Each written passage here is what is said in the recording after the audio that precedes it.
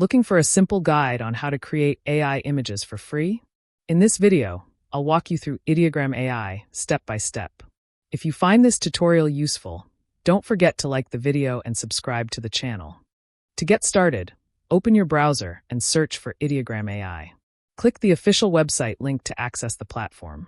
You can sign in easily using your Google or Apple account. After logging in, Ideogram will ask you to set up your profile. Choose a username, add a display name if you want, and close the setup window once you're done. Now you're ready to generate images. In the main prompt box, type a description of what you want the AI to create. Clicking the box expands it, making it easier to write and edit your prompt. The more detailed your prompt is, the better the final result will be.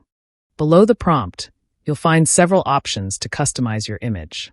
The Magic Prompt feature enhances your input automatically. You can turn it off for full control or leave it on auto if you're unsure. Next is aspect ratio, which lets you choose the image dimensions. There's also a visibility option, available for subscribers, to keep images private. You can select different AI models, but sticking to the latest model usually gives the best quality. The color palette option lets you define specific colors or keep it on auto. Rendering settings control image quality versus generation speed. There's also a seed option, which helps you recreate or slightly vary results using the same prompt.